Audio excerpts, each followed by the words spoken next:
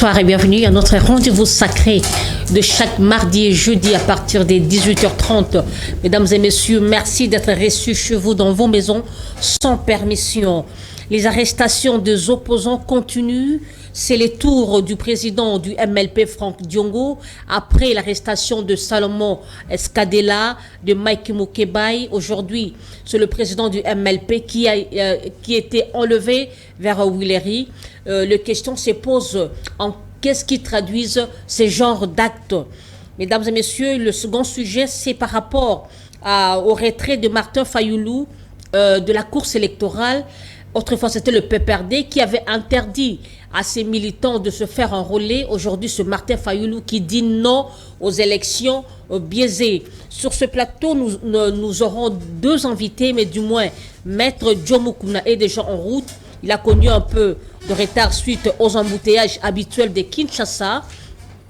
Il est de l'Union Sacrée. Sur le plateau, il est déjà avec nous. C'est Maître Jean-Louis Essoma, avec qui nous allons commencer cette émission. Maître Jean-Louis, bonsoir. Bonsoir, madame le journaliste. Comment allez-vous? Je vais mal. Vous allez mal comment? Eh bien, avec la mauvaise nouvelle que nous avons eue depuis avant-hier, nous ne nous portons pas du tout bien. Maître Jean-Louis, avant que nous entrions dans notre sujet, quelle est l'actualité, hors le sujet d'aujourd'hui que nous allons débattre, quelle est l'actualité qui avait retenu votre attention? Or, le sujet que nous allons débattre à ce jour, c'est les taux de change qui fait sa course normale à la hausse. Et ça m'inquiète parce que ça ne fera pas une bonne affaire auprès de la population. En tant que juriste, en tant qu'élite, qu'est-ce que vous proposez? Nous avons toujours proposé des solutions. L'inflation économique, c'est un mécanisme qu'il faut lutter, qu'il faut éradiquer. Et ça revient au pouvoir en place, au gouvernement congolais, qui puisse appliquer ces mécanismes en fait d'arrêter l'inflation. Plus l'inflation est libre, plus la population souffre, plus la monnaie nationale perd sa valeur, plus le pays est dévalorisé. Alors, Maître Moukouna, qu'est-ce qui a... Je me pose souvent la question, qu'est-ce qui est à la base de cette inflation à répétition? À tout moment. Vous m'avez appelé Maître Moukouna. Maître Jean-Louis Essoma, excusez-moi. Ce qui est à la base, c'est la mauvaise gouvernance. La mauvaise gouvernance. Parce que si nous constatons, comme quelqu'un a fait une publication sur Facebook, en 2016, le dollar était en 16 000, 2017, 17 000. Donc, c'est à chaque année qu'il y a hausse de prix du dollar. Qu'est-ce qui ne va pas? Il faut le noter que depuis que ce régime en place a pris les choses, la commande de l'État congolais, ils n'ont pas la maîtrise de toutes les matières.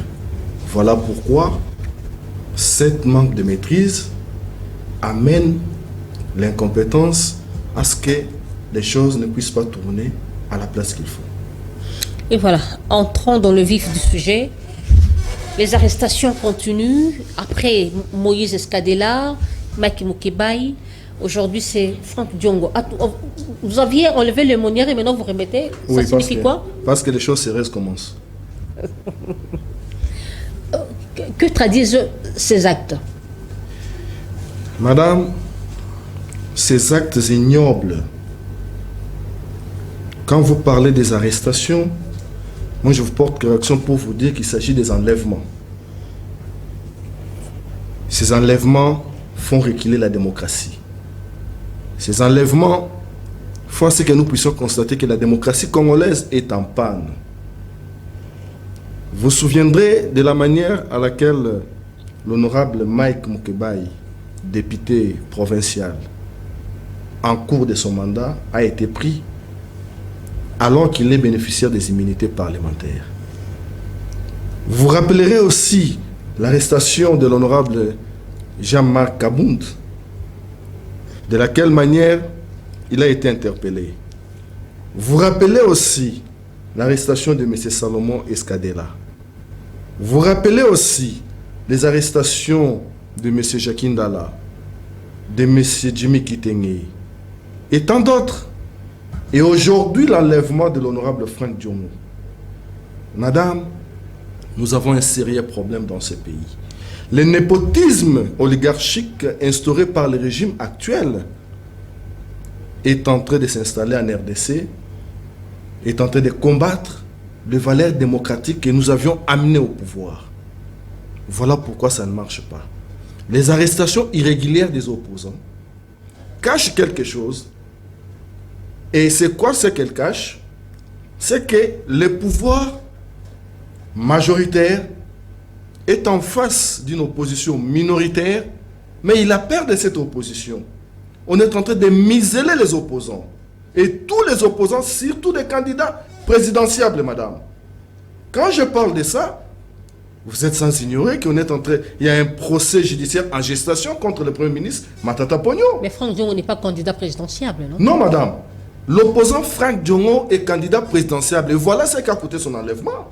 On ne veut pas attendre qu'un Congolais qui est aimé par sa population, de par ses convictions politiques, puisse librement s'exprimer. Alors, vous vous reprochez de quoi? Mais... Ceux qui arrêtent ou ceux qui enlèvent ne sont pas quand même des fous. Parce qu'aujourd'hui, chacun a son appellation. D'autres disent que non, ce sont des arrestations. Vous parlez des enlèvements. Est-ce que vous ne vous reprochez de rien? Est-ce que vous ne voyez pas que donc c'est l'opposition qui crée de buzz pour pousser aussi au pouvoir en place de tomber dans leur piège? Madame, je vais parler de l'honorable Franck Diongo par rapport à votre préoccupation. Nous les connaissons bien. C'est une personnalité publique. Très têtue. Nous connaissons bien. C'est un combattant. Nous connaissons bien que sa lutte a toujours été non-violence. Sa lutte a toujours été pacifique. L'honorable, vous ne le verrez jamais. Là où il y a la violence, vous ne le verrez jamais. Même quand il est dans son opposition, il respecte la dignité humaine. Mais il a été accusé à l'époque des Kabila d'avoir séquestré et tabassé les JR, non? Et la finalité de ce procès, madame, il a été acquitté. L'honorable est acquitté. C'est-à-dire qu'on a monté tout un scénario et maintenant, aujourd'hui, la vérité judiciaire est là, l'honorable a été acquitté. Madame, quand vous comparez le régime passé, le régime, celui que nous combattions, ensemble avec ceux qui gèrent aujourd'hui, et les régimes d'aujourd'hui empruntent les mêmes méthodes que nous avions eu à décrier, que nous avons eu à dénoncer. Voilà la continuité. À l'époque de M. Kabila, on a enlevé des gens. On a fabriqué tant de procès pour des opposants. Et aujourd'hui, c'est la même méthode qui revient. Et nous allons dire que chasser les naturels, ils reviendront au galop. Donc, le même système dictatorial règne toujours chez nous, ici au Congo. Je vais vous poser cette question. Qu'est-ce que vous avez motivé à quitter l'Union sacrée? Voilà. Je suis très content de cette préoccupation, madame. C'est vraiment une question que beaucoup ne savent pas. Je vais commencer par l'exégèse. L'Union sacrée, parmi les fondateurs de l'Union sacrée, l'honorable Franck Diongo y est. Paix à l'âme à notre papa Kitenge Yesu. L'honorable Jean-Marc Abound, qui est au CPRK, en connaît quelque chose. Lorsqu'on a créé l'Union sacrée, il y avait des objectifs à atteindre. Mais du fonctionnement de cette Union sacrée, voilà même les raisons qui nous ont poussé de quitter les bateaux. Nous avions constaté qu'il y a eu la déroute des objectifs de l'Union sacrée, telle que conçue par ses génitaires ou ses cogénitaires. Il y a eu déroute. Et aujourd'hui, dans l'Union sacrée, il y a une forte infiltration des gens corrompus. Nous prenions la bonne gouvernance. Nous avons combattu le régime passé. C'est pour que l'état des droits puisse s'installer. Tel que nous a appris notre grand maître, le Sphinx Etienne Tshisekedi Wamulumba. Mais aujourd'hui, les pouvoirs qui gèrent s'est écarté de la lutte et de la vision du Sphinx. Voilà pourquoi, étant dans un état de droit, le MLP et son président Franck Diongo n'ont pas été chassés. Nous avons quitté nous-mêmes. Nous avons laissé les beefsteaks. Madame. C'est parce que, attendez s'il vous plaît, en parlant du beefsteak, vous n'avez pas été servi, non, de ce beefsteak-là. Voilà pourquoi c'est qui a motivé votre frustration de quitter l'Union sacrée. Madame la journaliste, les combats que mènent Franck Diongo et les MLP, c'est un combat de valeurs. Il a été déçu. C'est un combat. Dribblé, s'il faut le dire. Laissez-moi vous le dire, madame. Allez-y. C'est un combat de valeurs. Nous sommes dans les valeurs démocratiques. Nous sommes dans le combat de l'intérêt du peuple. Parce que si c'était son intérêt personnel, l'honorable Franck Diongo a fait plus de 30 ans à côté de Papa Etienne Tshisekedi. Vous imaginez, il avait son parti, mais il a fait plus de 30 ans à côté du Sphinx. Vous n'allez pas lui apprendre ce qu'on appelle la patience. Les combats que nous menons, ce n'est pas le combat des postes. Nous ne cherchons pas le pouvoir pour le pouvoir, comme les gens d'en France le font aujourd'hui. Nous sommes là pour la défense de la nation. Nous voulons une nation forte. Nous sommes là pour la défense des intérêts généraux et nationaux. Sinon, vous me verrez, moi, avec toutes les situations qu'on me fait de l'autre côté, je serai quelque part. Pour ma vente, pour ma famille, pour mon égoïsme. Mais tel n'est pas le cas pour nous, les diongistes. Voilà pourquoi les gens ne comprennent pas la ligue de l'honorable Franck Diongo. C'est l'homme du peuple. Parce que si c'était pour lui-même, madame, il ne serait pas là où il est là. L'homme du peuple, il est accusé, il est soupçonné d'être en connivence avec ceux qui veulent faire le coup d'État. Madame, ce n'est pas une première fois qu'on puisse inventer des procès. Je vous ai dit, il y a tant de procès en gestation pour écarter les candidats présidentiables. Il n'est pas le seul. L'honorable sénateur Matata Pogno sera inquiété. Mais c'est Moïse Katumbi sera inquiété. Tout le monde sera inquiété. C'est la stratégie mise en place. Voilà pourquoi nous avons quitté l'Union sacrée. On ne peut pas amener la démocratie et puis combattre la démocratie. Ça, c'est tromper les peuples et nous, on n'assumera pas cette responsabilité. Alors, attendez, j'aimerais vous poser la question. C'est vrai, vous savez, dans la vie, il faut apprendre à faire l'introspection. On m'accuse que je suis ceci, je suis cela. Mais il peut arriver aussi à un être humain de faire l'introspection. Vous, l'opposition, vous ne vous reprochez vraiment de rien. Madame, quand vous parlez de l'opposition, en termes généraux... Parce que, excusez-moi, dans mon terme, je dis les arrestations des opposants. Vous comprenez, l'arrestation des opposants. Et maintenant, parmi ces opposants-là, Franck Diongo, en fait, ces figures aussi. Donc, il est évident que je parle de l'opposition aussi, parce que ça se succède. Vous voyez, est-ce que l'opposition en général, vous ne vous reprochez de rien? Madame, on se reproche de quoi alors que nous défendons les valeurs dont les peuples attendent? Dans un pays comme la RDC, nous avions combattu la dictature avec Mobutu. On a fait tomber les partis États. Avec Papa Etienne, le multipartisme s'est installé dans ce pays. Et nous avions évolué. Le régime sortant a voulu nous ramener dans les mêmes méthodes que nous avons combattu Mobutu. Il a fini. Ce régime, c'est un régime issu d'un combat démocratique, madame. Et donc, dans la démocratie, l'opposition a un rôle très important. Le pluralisme des opinions politiques engendre l'opposition. Et même s'ils sont minoritaires, notre constitution nous donne le pouvoir d'être protégés. Nous observons, nous critiquons et nous donnons des résolutions. C'est ça, c'est que chez nous, nous appelons une opposition constructive républicaine. Voilà l'opposition que Franck Diongo mène. Vous ne verrez jamais Franck Diongo dans la rébellion. D'ailleurs, vous vous rappelez, lorsqu'il y a eu des évasions massives à la prison centrale de Makala, alors que Franck Diongo y était dedans, un combattant ne fuit pas la prison. Il est resté, la porte était ouverte, il n'est pas parti. Un combattant ne fuit pas la prison. Il a fini sa prison. Il a recouvert sa liberté.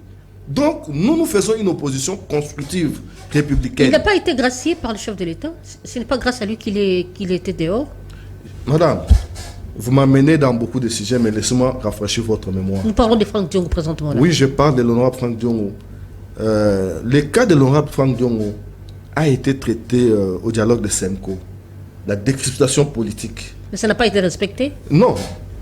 Le régime sortant n'a pas pu le faire pour ces raisons que lui-même connaît. Et ce régime, parce qu'il faut me demander aussi pourquoi l'honorable Franck Diongo a été arrêté. L'honorable Franck Diongo a été arrêté parce qu'il a tenu haute à la philosophie de son père politique, Etienne Tshisekedi Mulumba. Ce n'était pas de lui-même. Lorsqu'on a combattu pour qu'il n'y ait pas de glissement, on fait que les élections se tiennent. Voilà pourquoi il gênait le pouvoir. Et donc, c'est tout à fait normal et naturel que l'honorable Franck Diongo soit en liberté pendant que le fils de Etienne Tshisekedi est au pouvoir. Ce serait inconcevable. Sinon, le président aura trop de problèmes. Et même aujourd'hui, le fait de l'enlever et de l'amener dans une destination inconnue, parce que jusqu'à ce jour... Il n'est pas la DEMIAP? Vous l'avez vu à la DEMIAP, madame? Je pose la question. Selon certaines informations, qu'il serait à la DEMIAP. Vous avez la double occasion d'avoir un activiste politique et un avocat, l'un des avocats de l'honorable Franck Diongo. Je vais vous informer qu'il y a 3 jours, toutes les démarches que nous avions fait par-ci par-là, jusqu'au moment où je suis en train de te parler, on ne connaît pas là où on a amené notre client. Et comprenez l'état à laquelle se trouvent nos esprits. Mais nous savions que c'est un combattant. Là où il est, on le saura. Maître Jean, en parlant, vous venez de sauver quelque chose, un point très important, en parlant du rôle de l'opposition. Dites-moi, quel est le rôle de l'opposition? Madame, dans un pays démocrate, d'abord l'opposition a sa place. Et on doit respecter l'opposition. La constitution même de la République reconnaît une opposition. La constitution même de la République demande au pouvoir en place de subvenir aux partis politiques. Toutes tendances confondues. C'est-à-dire même le parti politique de l'opposition. Est-ce que ce pouvoir le fait? Il y a une loi instituant les partis politiques. Est-ce qu'on la respecte? Donc, dans un pays démocratique, l'opposition doit émettre ses avis et observations lorsque ça ne va pas. Lorsque l'appareil de l'État ne fait pas ce que le peuple lui demande de faire. Voilà pourquoi nous sommes là, une opposition pacifique, une opposition non violente, en train de dénoncer et de proposer des résolutions. La différence de la politique que mène Franck Diongo aux autres, il propose des solutions. Raison pour laquelle les gens l'ont surnommé, il est un philosophe politique. Et il est un prophète politique plutôt. En parlant des autres, de qui vous... Je fais mention à tous les politiciens. Allusion de qui? À tous les politiciens congolais. Donc à tous vos partenaires opposants. Je parle de tous les politiciens congolais. Parce que, vous savez, la politique, c'est l'art de gérer le pays. Et nous qui avons accepté de plaider pour les comptes de nos populations, de nos communautés, nous avons un devoir d'apporter des solutions. Et c'est ce que nous avons toujours fait au sein du MLP. Nous apportons des solutions idoines. Tantôt, certaines ne sont pas suivies. Je peux vous l'avouer, lorsque le président allait signer les accords de nous importer la force EAC, nous étions le premier parti à dénoncer, à dire que le président public a commis une erreur. Ces gens-là, on ne peut pas les inviter à venir intervenir en RDC. Voilà aujourd'hui les conséquences. Donc, chez nous, nous proposons des solutions. Et même pour les élections, nous avions proposé des solutions qui n'ont pas été suivies. Vous avez dit que le pouvoir en place a opté, est en train d'imiter les tactiques d'hier, du pouvoir sortant. Maître Jean-Louis Soma, Franck Diongo serait candidat président de la République. A-t-il le poids? Madame, ou encore c'est la folie des grandeurs? Je ne sais pas. L'honorable Franck Diongo, à son âge politique, vous me parlez de poids. Le poids, vous voulez voir quelqu'un avec des millions, ou ventri, ou avec des biens exhibés? Quel poids que vous demandez pendant que la population l'aime, pendant que la population croit à sa philosophie, pendant que la population est d'accord à ses convictions politiques? Et le MLP d'abord est implanté dans tout le pays? Madame, le MLP, c'est un vieux parti. Un vieux parti, mais qui n'a pas de base? Non, madame. Si le MLP n'a pas de base, on n'aurait pas dit élire nos candidats comme l'honorable Franck Diongo. Le MLP, c'est un vieux parti qui date de 2001. Et si vous regardez aujourd'hui, certains partis qui dataient de 2001 n'existent même pas. Mais le MLP existe au travers le monde.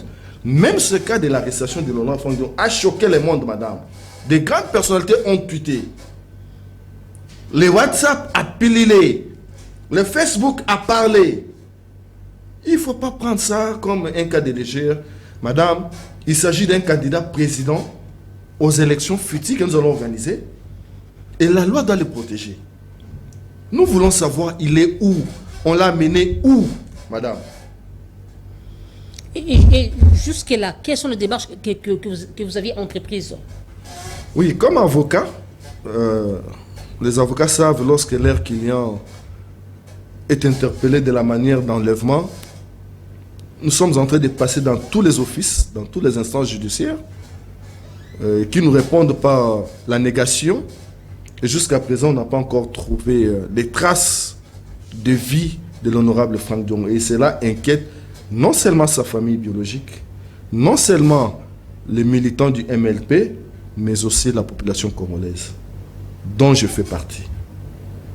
Donc comprenez que je suis triplement choqué. Mais une chose est vraie, c'est un guerrier combattant, il va s'en sortir.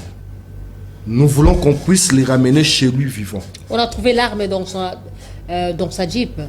Il a-t-il l'autorisation de port d'armes? Madame, si on a trouvé l'arme dans la Jeep de l'honorable Franck Diongo, vous avez vu au travers les réseaux sociaux, M. Diongo, c'est un citoyen modèle qui respecte les lois du pays. D'abord, dans notre pays, il n'est pas interdit à une personne de posséder une arme. Sauf qu'il y a des conditions. Il en faut faire une demande. Et il a respecté toutes les procédures requises, jusqu'à payer même l'argent au trésor public, jusqu'à ce qu'on puisse lui accorder les permis de porter l'arme. Vous avez vu, je ne vais pas amener de documents avec moi, mais je vous rassure que monsieur l'honorable Franck Diongo s'est conformé à la loi. Et là, il n'y a pas de souci. Si c'est pour ça qu'on l'a arrêté, qu'on les relaxe rapidement parce qu'il y aura des procès contre l'État congolais. Maître Jean-Louis, parlons un peu de ce sujet par rapport au retrait de Martin Fayulu à la course électorale. À quel état d'esprit avez-vous reçu son point de presse, cette annonce? Ben, vous savez, je n'ai pas eu le temps personnellement de suivre cette annonce. J'ai eu l'information à travers les ondes. Parce que depuis lundi, nous sommes au qui-vive. Et donc, ma petite réaction par rapport à cela, je l'aborde que l'attitude du président Martin Fayulu se justifie à deux volets. Lesquels? Les premiers volets. Il peut avoir raison d'abandonner le processus électoral parce que la CENI, au regard de son attitude, est en train de favoriser un cas pour remporter ces élections. Et étant un humain, il peut s'affaiblir par rapport à cette déception. C'est son droit le plus légitime. Attendons, restons d'abord dans le premier volet. En disant que, étant humain, il peut s'affaiblir et abandonner. Est-ce que vous ne voyez pas que la politique de la chaise vide ne paye pas? C'est parce que vous n'avez pas voulu que je continue mon deuxième volet qui parle de ce que vous me dites là. Je disais, le premier volet, il est déçu. Parce que nous avions fait l'effort, l'opposition a fait l'effort de dénoncer. Depuis le début de ce processus, madame, nous avons vu les enrôlements être biaisés avec des cartes d'électeurs illisibles. Aujourd'hui, certaines cartes ont expiré. Il y a des gens qui ont des cartes et dont les photos ne se font pas voir. Aujourd'hui, madame, le fichier électoral est remis en doute. Pour l'opposition, nous disons que c'est un fichier corrompu, un fichier déjà truqué. Et au regard de tous ces éléments, l'honorable Martin Fayulu ne peut que consommer la déception et lâcher le bateau. Mais mon deuxième volet, madame, c'est que sur le plan stratégico-électoral, ce n'est pas une bonne politique. Parce que abandonner les bateaux en plein chemin, c'est faire le jeu des adversaires. Imaginez-vous les CID, un parti important de l'opposition, qui dépose les armes. Combien des élus que nous allons manquer à tous les niveaux? Et ce vide-là sera complété par qui? Par nos détracteurs, qui ont besoin de rafler tous les sièges afin de régner en maître. Parce qu'au-delà de ça, madame, il y a des calculs politiques. Le pouvoir en place veut remporter tous les sièges à lui, avoir une majorité absolue pour lui permettre de revoir la Constitution et changer les mandats du chef de l'État et donner encore l'occasion à l'actuel régime de continuer pendant autant d'années. Maître Jean-Louis Soma, laissez-moi vous poser cette question. Quelle différence y a-t-il entre le régime des Kabila et le régime de Félix Tshisekedi? Jusqu'au moment où nous n'avions pas encore quitté l'Union sacrée, il y avait une différence. C'était un régime au débit démocratique, où l'état des droits était en train d'être installé, où on a vu aussi les slogans « Le peuple d'abord » de Etienne Tshisekedi ou Mulumba être respectés. Mais après notre départ de la majorité, c'est-à-dire de l'Union sacrée, ce régime actuel a rattrapé les retards qui les différenciaient avec le régime de Kabila. En parlant de rattraper les retards, qui fait à ce qu'on puisse se dire que non, ce sont des régimes jumeaux. Oui. Mais vous avez fait autant, non? Vous n'avez pas voulu aller aux élections. Mais madame, je n'ai pas encore fini parce qu'il faut vous démontrer. Je parle un peu théoriquement, oui. Mais il y a aussi des cas pratiques pour prouver que ces régimes se ressemblent. Aujourd'hui, le régime actuel a rattrapé vraiment ces retards et veut même dépasser ce que l'autre faisait. Vous savez que les manifestations de l'opposition sont à tout moment réprimées, à temps et à contre-temps. Il y a des gens qui sont blessés, il y a des morts d'hommes, madame. C'est ce que faisait le régime passé. Et ça, un régime démocratique ne peut pas faire ça. Aujourd'hui, regardez l'arrestation des opposants. On est en train de museler l'opposition, madame. On est en train d'affaiblir l'opposition. Alors que l'opposition, c'est dans les veines. C'est un état d'esprit, madame. Parce que là, on ne fait pas une opposition de plaire aux gens, mais nous défendons. Je suis là pour défendre la société congolaise qui souffre, madame. Il y a aujourd'hui la crise qui prend de l'ampleur. Les paniers ménagères, on ne peut même plus en parler. Le dollar est en train de prendre sa vitesse à la hausse du jour au jour. Il y a un ami qui me disait que maintenant là, le taux du dollar devient le code du pays. Imaginez-vous. Lui riait, mais moi ça me chagrinait, ça me faisait du mal. Et donc rien ne va. Et dans tous les secteurs, le foyer de tension, l'insécurité dans tous les territoires. Nous sommes en train de revivre les mêmes contextes. C'est dans le même contexte aussi que le MLP n'avait pas voulu aller aux élections. Quelle différence y a-t-il entre vous et Martin Fayulu? Non, madame. Vous savez, en 2018, d'abord, après les élections de 2011, le MLP a bien pris part, où on avait l'île honorable Franck Diongo, et nous avions été actifs dans les combats de la vérité des urnes et de récupérer le pouvoir, parce que l'impérium devait revenir au peuple. Le peuple, c'est la majorité des démocrates. À la dernière minute, pour des raisons que je ne peux pas avouer parce qu'on n'a pas assez de temps, je vous demanderai de m'appeler prochainement. Je vais vous l'avouer. Je vais allez-y. Parler de toutes ces raisons. Juste là, vous êtes encore seul sur le plateau. Donc, pour des raisons que je ne voulais pas avouer, pour des raisons que je ne voulais pas avancer ici, nous nous sommes retirés de la course et nous nous sommes assimés. Nous avons assimé notre retrait. Mais aujourd'hui, jusqu'au moment où je suis en train de parler avec vous, les MLP préparent les élections. MLP prépare les élections. Alors, vous ne voyez pas que, à l'allure où vont les choses, nous sommes en train d'aller vers le chaos.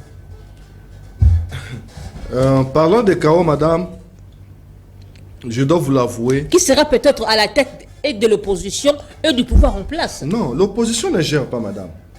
L'opposition n'organise pas les élections. L'opposition ne gère pas.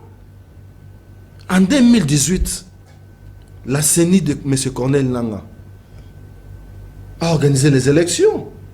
Mais c'est l'opposition qui a remporté ces élections, madame. Vous vous rappelez? La majorité avait son candidat. Ils ont perdu les élections. La CENI avait proclamé une autre personne par rapport à vos illusions. Non, nous étions de l'opposition. Nous avions soutenu la candidature de l'actuel président. Et il est passé. Okay. On a respecté la voix du peuple. Et aujourd'hui, en technicien politique, le décor que la CENI est en train de planter, c'est un décor des élections chaotiques. Des élections qui après, il y aura des violences.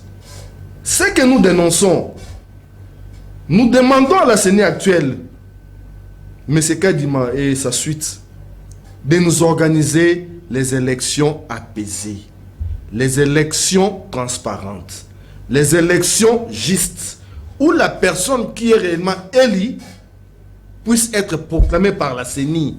Voilà. Du début de ce processus jusqu'à actuellement, nous sommes en train de dire, attention, la CENI qui se doit une institution citoyenne, indépendante, doit rester comme telle, mais pas nous amener dans une parodie des élections où les élus sont d'autres personnes et les proclamés sont d'autres personnes. Voilà là où il y aura des violences. Et nous sommes les partisans de la non-violence. Nous ne pouvons pas soutenir ni accepter d'encaisser de telles élections. Mais est-ce que vous êtes au courant que Kadima dit qu'il ne serait pas à mesure d'organiser les élections dans les délais? Que feriez-vous? Madame, nous sommes légalistes. La Constitution dit les séries des mandats est de 5 ans. Et donc, la CENI, nous estimons, avec tout ce qu'elle est en train de faire, qu'on l'a suffisamment subventionné, qu'il a des moyens et qu'il doit être en mesure de donner à la population congolaise les nouvelles élections parce que cette population en a marre. Il a besoin d'un changement. Nous voulons changer tout le monde à n'importe quel niveau, madame. Alors, il ne peut pas cautionner toutes les souffrances du peuple congolais sur son dos.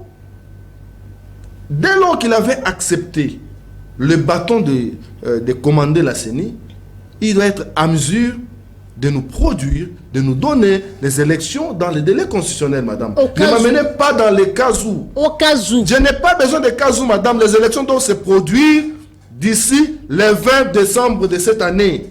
Voilà ce que dit la Constitution. Je suis légaliste et nous soutenons cette position de la loi. Mais le président reste en fonction jusqu'à l'organisation des élections. Madame, je ne sais pas ce que vous êtes en train de dire. Nous ne donnerons pas, même pas une minute en dehors de cette date. Pas. Avec quelle force que vous avez? Qu'est-ce que vous cherchez par la force? L'opposition de 2018, comment elle a gagné les élections, madame? Elle avait quelle force? Face à la majorité passée, elle avait quelle force?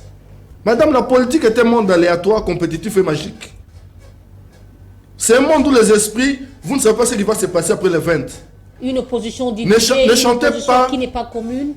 Mais c'était la même opposition, madame. En 2018, l'opposition n'est pas allée en ordre arrangé. Il y a eu des gens qui se sont retirés de la course. Il y a eu des gens qui ont continué la course. Donc jusqu'à présent, vous croyez à la légitimité du chef de l'État actuel? Il est légitime? Madame, vous sortez dans le cadre du débat. Là, nous sommes dans des dossiers un peu sensibles qui nous concernent et qui nous amènent à défendre nos intérêts, tels que la question des élections. Parce que la manière dont vous êtes allié avec d'autres opposants, et j'aimerais, c'est une question qui m'est venue en esprit. Je ne peux pas parler de la légitimité pendant que le régime est en train de finir son mandat. Nous sommes à quelques mois, à moins de 5 mois. On ne peut plus parler de cette question. Ici, nous parlons de la question électorale, madame. La survie du pays. La survie du pays? Oui. Est-ce que les élections est le socle du développement d'un pays? Êtes-vous sûr? Les élections. Les élections. Un peu peut se développer par les élections. Les élections amènent les changements. Et les changements amènent un nouveau vent. Les changements avec quel genre de personnes? Je ne sais pas, madame. Tu n'es pas congolaise? C'est moi qui pose les questions. Vous ne croyez pas à vos capacités, madame? Parce qu'en vous entendre parler, attendez, une richesse humaine. Maître Jean-Luc, je vous prends toujours par vos mots. Vous voulez des élections, qu'on organise des élections dans le délai. Je vous pose la question de savoir, parce que si les élections apportent-elles le développement dans ce pays? Parce qu'on a eu les opposants, il y a les opposants qui sont maintenant à la tête du pays. Mais vous décriez qu'il n'y a pas de changement, non? Oui, madame. Nous avons une richesse ici au Congo. L'homme congolais est intelligent. Ça, même le monde le savent. Mais quel type d'homme? Nous avons crié à l'actuel régime. Heureusement que nous avons quitté les bateaux bien avant. Qui vous a déçu? Oui, c'est pourquoi nous avons quitté les bateaux bien avant, madame. Vous ne regrettez pas aujourd'hui d'avoir fait alliance avec ce régime? De l'avoir soutenu? Nous, les MLP et le régime en place, nous avons combattu la dictature de M. Kabila. Et au début, parce qu'on partageait les mêmes convictions politiques, ainsi de notre grand-père, mon grand-père à moi, Dr Etienne Tshisekedi Mulumba, qui nous a appris la ligne à prendre. Voilà pourquoi nous avons crié, étant donné qu'on était dans la même maison. Mais la pratique ou l'exécution de ces mandats ou la gestion du pays a démontré le contraire. Voilà pourquoi on n'a pas voulu encaisser cette responsabilité devant le peuple. Nous nous sommes retirés bonnement, volontairement, expressément et librement de la course. Nous avons laissé les bateaux que nous avions créés. Madame, ce n'est pas chose facile. Attendez s'il vous plaît. Est-ce que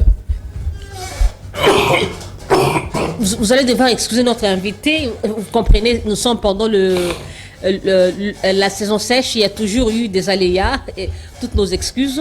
Est-ce qu'aujourd'hui, la manière dont les choses se passent, est-ce que vous croyez aussi au dialogue? Vous souhaitez le dialogue? Nous ne souhaitons pas le dialogue, madame. Nous ne souhaitons pas le dialogue parce que tout a été déjà préparé. Nous attentionnons à la CENI d'être indépendante. Pourquoi vous ne voulez pas le dialogue? Mais le dialogue, ça va nous amener à quoi? Parce que dans 3 mois, nous aurons les élections. Qu'est-ce qui vous rassure ça? Mais madame... Vous êtes trop optimiste. Est-ce que la CENI a changé... En oubliant le contour de notre pays, comment est-ce que les choses se passent? Est-ce que la CENI a changé son calendrier? Est-ce que M. Kadi m'a dit qu'il est incapable d'organiser les élections dans les délais? Il a dit il est à l'impossibilité. Il venait d'inviter les partis. La somme qu'il attendait n'est pas encore arrivée. C'est ça, c'est ce qu'il a dit. Il venait d'inviter les partis et il ne les a pas dit ça. Il n'a jamais dit qu'il ne peut pas organiser dans les délais. Nous croyons à sa bonne foi et nous allons jusqu'à la fin. C'est question de bonne foi ou question du concret? C'est question du concret, madame. Jusque-là, il y a le calendrier qui est en cours. Le 25 de ce mois, nous commençons les dépôts de candidatures au niveau présidentiel et national. Et donc la CENI est ouverte. Nous croyons au concret de la CENI.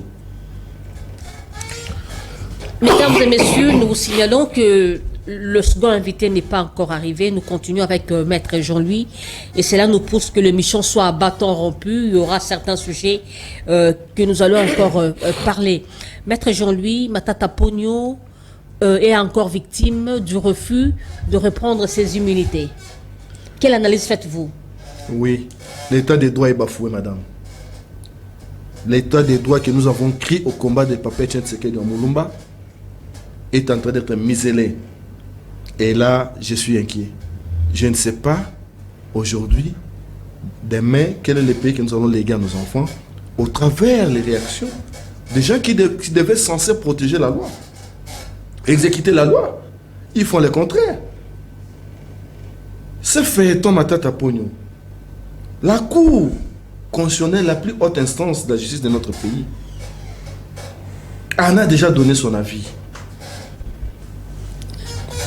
Revenir, se rebuffer, en juriste, je ne suis pas dans ma peau. Vraiment, je ne sais pas comment expliquer mes étudiants, comment expliquer mes collaborateurs sur cette question. Nous sommes confus, tout simplement parce qu'on ne veut pas appliquer la bonne justice. La justice est muselée. Quand la politique intervient, les droits sortent par la fenêtre. Et la conséquence, il y a un vide. Et dans le vide, c'est l'imbroglio qui règne, les désordres. Comment on peut gérer le pays dans les désordres? Comment on peut gérer dans les désordres? Est-ce que Matata Pogno ne mérite pas la prison? C'est vraiment un homme à défendre. Bukanga Lonzo et Boti Université. C'est inconcevable. Hein? Madame, ce n'est pas à vous et moi de juger. En parlant de l'imbroglio, réellement, il y a eu l'imbroglio dans ce procès, non? Madame, vous et moi, nous ne sommes pas des juges. Jusqu'à présent, je sais que le sénateur Matata n'est pas condamné. Même s'il y a des faits qu'on lui reproche, mais il jouit de sa présomption d'innocence, madame. Il n'est pas condamné. Et moi non plus, je ne peux pas venir dire des histoires, inventer des histoires qu'il est condamné, qu'il a volé, parce que je n'ai pas encore entendu ses moyens de défense. Je pense qu'au moment où il va se défendre, la justice pourra se décider. Apparemment, l'opposition est devenue une blanchisserie. Blanchisserie de quoi alors que nous sommes muselés, madame? Comme je passe des missions avec toi là, il y a des spies qui m'attendent dehors. Je ne sais pas si je vais arriver chez moi. Un procès d'intention, mais... Je ne sais pas si je vais arriver chez moi, madame. Nous sommes aux aguets. Mais on ne va pas se taire, on ne va pas se laisser faire, madame. L'ADN du combat, c'est dans le sang.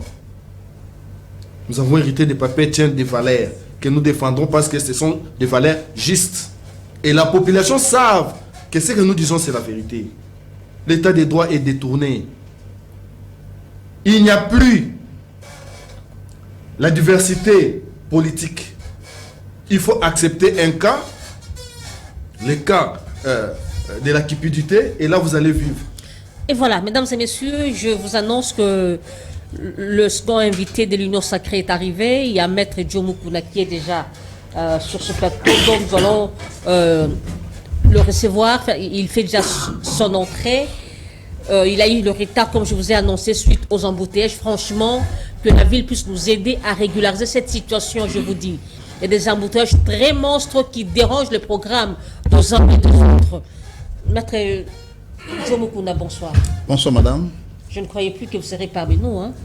Bon, nous sommes des cas des gens qui sont respectueux des engagements.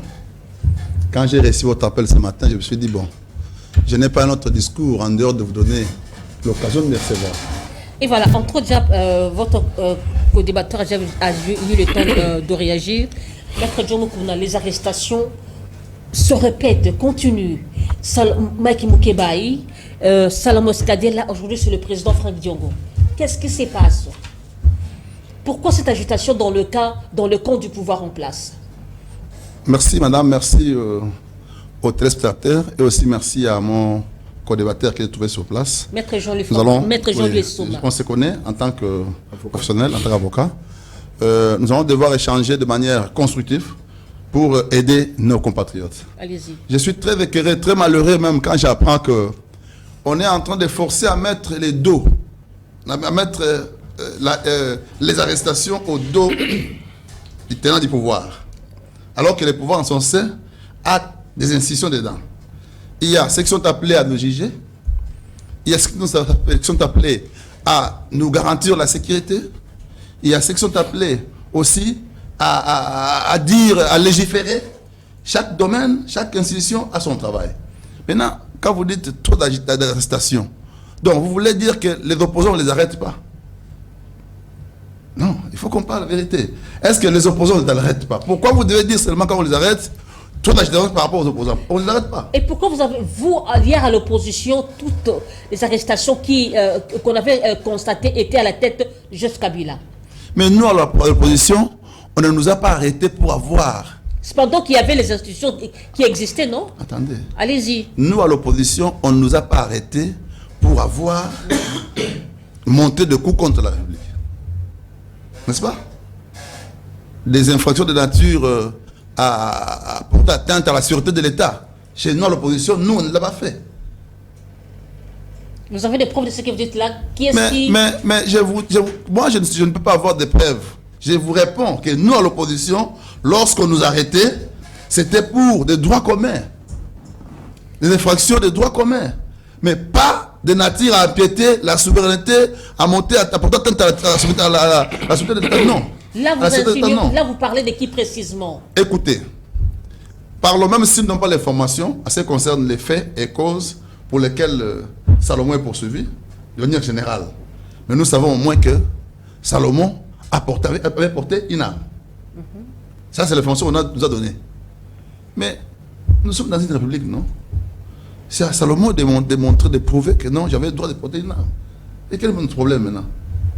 Vous pensez que vous êtes là, vous circulez aujourd'hui sur la rue?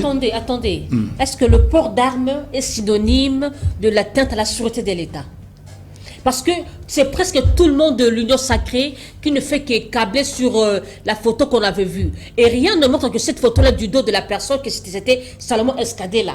Est-ce que vous avez des informations du monsieur à partir de l'étranger qui est en train de faire des dénonciations qu'il a été contacté pour salir, pour clouer Salomon Escadé? Je note d'abord que vous avez posé une question.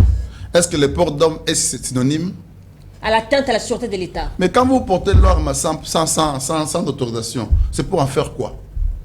Vous avez une arme sans autorisation, pour en faire quoi? Est-ce que vous avez suivi les déclarations de Matata Ponyo par rapport à cette arme-là, en disant que non, c'était son arme? Donc moi je note l'arme de son garde du corps. En suivant les déclarations de Matata Ponyo, j'étais très content que la justice n'a pas menti, ou les services de sécurité n'ont pas menti. N'ont pas menti. Surtout, ce qui a été véhiculé au premier plan était quoi? Était que va causer le bon Makambo. Bon, maintenant, on dit non, c'est l'arme de mort qui est tombée. Ah, c'est une chose. Alors, vous ne voulez pas que les services de sécurité enquêtent? Attendez, s'il vous plaît. J'aimerais que nous soyons tous précis. Matata Ponyo a bien dit que c'est l'arme de son garde du corps. Il a même démontré les preuves. Mais pourquoi cet acharnement sur Salomon Escadé là? Parce que rien ne prouve que Salomon portait une arme avec lui. Ok. Quand est-ce que Matata Ponyo a dit que c'est l'arme de son garde du corps? Après l'arrestation. On enquête. S'il l'aurait dit avant, ça ne posera pas de problème. Il a dit après l'arrestation. Quand on met la main sur la personne, vous dites que c'est l'arme. Mais les services opèrent réellement. Ce qui nous manque actuellement, c'est que nous n'avons pas l'information de ce qui se passe. Mais en réalité, quand Matata Ponyo se justifie, vous dites que non, c'est l'arme de bon garde du corps. Tant mieux, c'est bon. Là, on accepte au moins que l'arme là n'a pas été projetée par les services. On a toujours accusé les services d'avoir mis l'arme dans la voiture, d'avoir mis l'arme dans la maison. Mais cette fois-là, on est d'accord que l'arme ne provient pas des services de sécurité. Et que les services ont réellement vu l'arme. Alors, on doit enquêter. Pourquoi vous ne voulez pas qu'on enquête? Pourquoi? Ce qui me fait mal, c'est quoi? Pourquoi vous ne voulez pas? Maître John Mukunda, s'il vous plaît, est-ce que vous ne voyez pas que le pouvoir en place est sous le pas du pouvoir précédent d'inventer des choses, de procès, de monter des choses contre les opposants? Mais quand nos personnes vous suivent, ils se rendent compte qu'on n'a pas inventé, parce que vous devez vous-même poser la question. En soutenant que Matata Ponyo a dit que l'arme c'était de son garde du corps. Mais quand l'arme est tombée... Mais depuis quand Salomon Escadé est devenu le garde du corps de Matata Ponyo? Mais c'est parce qu'il y a un problème, non? C'est ce problème-là que les services doivent enquêter. Quand vous dites que non, Matata Ponyo se défend pour dire l'arme là, c'était pas l'arme de Salomon, c'est de mon garde du corps. Donc il y a un problème. Vous voulez que les services laissent comme ça? Mais nous sommes protégés notre sécurité par ces gens-là. On doit enquêter, on doit connaître ce qui se passe. Les civils sont en train de se passer des armes. Toi, Simba Armo, quoi qui? Non, on doit savoir ce qui se passe. Admettons que cela se passe entre moi et mon confrère ici. On ne parlerait pas parce que nous sommes petits. Mais comme ce sont des grandes personnes, des grands opérateurs politiques, on les laisse comme ça. Non, on doit enquêter pour savoir. Dans ces pays, si on avait nous ne sommes pas... à ce qu'on puisse enquêter tous les gens qui ont des armes, même tous les gens avec des armes ici, mais ce serait une bonne chose. Mais on cible une catégorie de gens et on invente une infraction. Madame, cette histoire, vous m'avez arraché la parole. C'est lui qui est en train de parler. Vous regardez votre soir, vous avez parlé. Cette volonté que vous cherchez, cette volonté qui a fait qu'on déniche les activités de Mongachuchu. Moi, tu n'es pas égal à Tamponio. Encore moins Moïse Katumbi. Il a commis ses forfaits à part entière. Il est en train de te juger. Il faut vous frotter, mais il faut être content aujourd'hui qu'au moins des questions sensibles de l'État, on est en train de les gérer, les traiter. Les questions sensibles de l'Est, vous n'arrivez pas seulement les opposants? De l'Est? Oui, oui. Les mais est-ce que l'État congolais... Le rebelle aussi, ici, les milices des Kwamout, vous n'êtes pas en mesure seulement de maîtriser les opposants. Mais l'État congolais continue à travailler.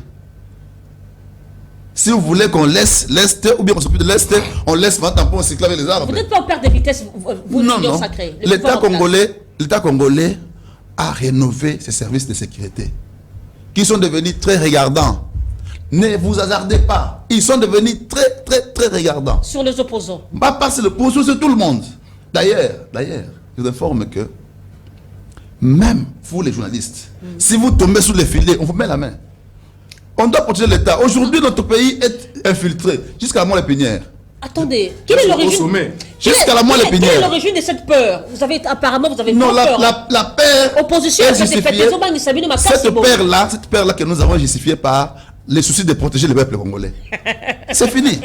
C'est pas l'opposition. L'opposition est là en train de faire son travail, qui est politique. Nous aussi, nous faisons notre travail. Je pose la parole à Maître Jean-Louis Soma. Oui, madame. Réagissez par rapport à ces propos. Oui, la population congolaise qui nous suit, les intellectuels que nous sommes, avec tout le respect de mon co-débatteur, savent que l'actuel service de sécurité de l'État est tout sauf intelligent. Il n'y a pas de l'intelligence dans leur façon d'opérer. Et d'ailleurs, le chef de l'État. Vraiment, il faut qu'on puisse les recycler ou qu'ils puissent chercher comment on peut les encadrer autrement. Tout ce qu'ils font, c'est créer des problèmes sur le dos du chef de l'État. Tous ces actes ici se vont retomber sur une seule personne et pendant son bilan, on va lui étaler. Vous savez, aujourd'hui, nous avons régressé en matière des droits de l'homme. Vous savez, aujourd'hui, nous sommes classés le premier pays coopteur d'Afrique. Les statistiques que le régime passé a laissées, aujourd'hui, nous sommes en train de dépasser à mal. Et pendant le règne du fils d'Etienne Tshisekedi Amoulouma. Mais c'est grave. Mais vous aussi, nous devons sauver la démocratie. Aussi, vous tendez beaucoup de pièges. Nous devons sauver la démocratie, aujourd'hui, dans le service, non? Je voulais conclure. Aujourd'hui, dans les services de sécurité, il n'y a qu'une seule infraction. Pour faire plaire au chef de l'État, sûreté de l'État. On va arrêter même de cordonniers, même vous des journalistes, sûreté de l'État. Ce n'est pas aider le chef de l'État. Merci beaucoup. Soyons justes. Quand on veut noyer son chien, on l'accuse de rage. Merci beaucoup. Maître Djobokuna, Martin Fayoulou s'est retiré de la course électorale. N'est-ce pas un discrédit pour l'État congolais? Hier, c'était Joseph Kabila qui avait interdit à ses militants de se faire enrôler. Aujourd'hui, c'est Martin Fayoulou. Mais j'ai vu les gens vanter Kabila comme étant le père de l'alternance. C'est vous, non? Kabila, même pas maintenant. Kabila a organisé l'élection en 2006. En 2011, en 2018. Et vous avez aussi vanté Kabila, le partenaire privilégié. Allez-y. Là, il n'y a pas de problème. Okay, merci. On les vante comme les pères de l'alternance, les pères de la démocratie aussi, parce que l'AI a joué un rôle pour les différents cycles que nous avons eu. Mais vous devez noter aussi ces cycles-là, il les a eu, ça il dépasse. En 2006, il devait s'être retiré. Mais ce n'est pas pour autant que ça discrédite l'élection. Si qui c'est Fayoulou s'est retiré, mais nous connaissons les raisons. Lesquelles? La première raison, Fayoulou a évité tout simplement de se concurrencer avec Katumbi. Parce que devant, en tout cas ses choix, dans la famille politique, on dirait non, Fayoulou Vanda, tiens, Katumbi. Il a évité la confrontation. Vous devinez les stratégies de l'opposition? Mais oui, nous sommes politiques. Première stratégie. Merci de cette nouvelle, je n'en savais pas. Donc, ça veut dire que devant Fayoulou, Katumbi, les choix seront clairs. Mais toi, tu as postulé l'autre fois, tu avais échoué, laissez aussi nous, cette fois-ci. Parce qu'ils firent tous de la même corpus politique, qui était la Mouka. Première raison. Deuxième raison, est-ce qu'il a encore les poids politiques, Fayoulou? Qu'est-ce qui fait dire ça? Mais c'est que nous voyons. Vous voyez quoi? Écoutez. Fayoulou est à ce jour incapable. Ou encore, vous êtes dans la politique de minimiser les autres. Le mal chez nous, c'est quoi? C'est que nous prenons le temps pour étudier les autres. Si vous m'aviez réussi dans des émissions passées, si vous avez le temps de suivre ça, je l'ai dit, Fayoulou s'est retiré de la course. C'est pas fini. Il y en a d'autres qui vont se retirer. Ils n'ont pas raison en disant que non, ils ne veulent pas donner l'accès aux élections des pacotilles. Alors, il n'y a pas de problème. Mais quelle est la conséquence en droit politique? Vous avez vos militants. C'est pourquoi les militants ont cassé les sièges hier. Vous avez suivi? Les militants de Marité Fayoulou ont cassé les sièges. Pourquoi? Parce qu'ils se rendent compte que c'est une erreur politique. Mais cela démontre qu'il est aimé par ses militants, non? Non, les militants ont cassé les sièges. Oui, mais c'est contre la décision. C'est une preuve que ces militants croient encore en lui. Est-ce que vous me comprenez? Pas croire en lui, ils sont mécontents de la décision. Ils sont allés vandaliser les sièges, c'est ce que je dis. Les militants fâchés, pourquoi devaient-ils prendre cette décision? Et ils insinuent ça à une corruption que Moïse Katoum l'aurait corrompu pour lui laisser les passages. C'est ça l'interprétation que nous avons eue auprès de ces militants là, qui sont allés. Je vous donne l'information. Là, ce n'est pas le cas du chat de l'Union sacrée. Je parle de Fayoulou hier, les jours à l'annonce. Bon, après l'annonce de cette information-là, les confrères connaissent que le siège de Martin Fayoulou a été vandalisé par eux-mêmes. Vous m'informez, je suis au courant des... Il connaît. Si vous le regardez bien dans les yeux, vous verrez les signes qui connaissent ça. Ah, vous êtes fort en divination. Mais oui, mais nous sommes psychologues. Alors, ils ont vandalisé le siège. Pourquoi? Ils disent ceci. Martin Fayoulou a mal fait, n'est-ce pas, d'avoir rendu le tablier. Il fallait qu'il soit candidat. Et non seulement pas être candidat, mais aussi il interdit aux autres aussi de ne pas postuler, de ne pas... Voilà. Mais c'est là... C'est qu'il en avait fait le même. Hein? Justement, c'est ça le cas illustratif. C'est pour vous dire quoi? Cela n'entamera à rien l'élection. Il y aura d'autres oppositions qui... Aux yeux de la communauté internationale. Si la communauté internationale, ses yeux sont braqués sur Martin Fayoulou, il n'a qu'à faire ce qu'il pense. Mais nous pensons qu'en dehors de Fayoulou, il y a aussi des opposants qui vont postuler. Que vous comptez museler à tout moment. On ne muselle pas, d'ailleurs. On leur a demandé. Ils ont demandé. Est dans le radar. Ils ont demandé. Ils ont déjà arrêté. Ils ont demandé de marcher. N'est-ce pas? Ils ont marché. Ici à Kinshasa. Ils ont marché avec beaucoup de peines barricadées. Non, ils se sont créés les peines eux-mêmes. Les mineurs bastonnés, c'est du jamais. Est-ce que les mineurs doivent marcher? Est-ce que les mineurs doivent marcher? Qu'on appelait monstre Kabila. Les mineurs doivent marcher. Quand vous allez prendre un mineur d'autrui pour le faire marcher. En Europe, ça s'est fait, je vous informe. Mais nous ne sommes pas en Europe. En Europe, ça s'est fait. On n'est pas en Europe. Mais il n'est pas interdit aux mineurs de marcher. Alors, comme il n'est pas interdit aux mineurs de marcher, celui qui entraîne les mineurs est responsable. Celui qui entraîne les mineurs, pour moi, est responsable. Ce n'est pas la police qui a la charge de protéger la mais justement, la police... Donc, vous soutenez les tortures qu'a subi cet enfant que nous avons vu dans une vidéo devenue virale. Nous ne soutenons pas la torture. Nous ne soutenons pas la torture. Même la torture administrative. Et donc, même l'arrestation de cet enfant, vous soutenez? Nous ne soutenons pas la torture. Même la torture administrée à un adulte, nous sommes contre cela. Merci. Parce que la torture, dans notre droit congolais, la torture est interdite. Mais sachez-le, nous faisons preuve de l'indicateur de la bonne gouvernance et de la démocratie. Vous êtes sûr? Oui, je vous le démontre toujours. Moi, je me démontre. J'arrive à la fin de l'émission. Vous m'excusez, vous me donnez cette seconde-là.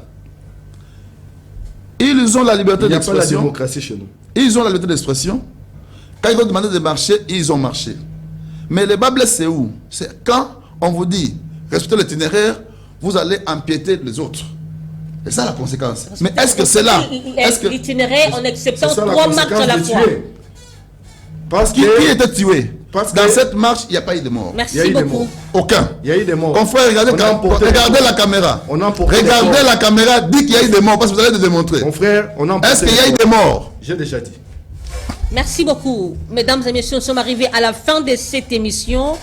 Nous vous rappelons que nous avions reçu Maître Jean-Louis Essoma. Il est cadre du MLP. Maître Jean-Louis, merci. Merci. Un mot. Oui, clôturé. À tous les militants du MLP, à tous les peuples congolais, ainsi qu'à toute personne qui croit au combat de Franck Diongo, nous vous rassurons, soyez calmes.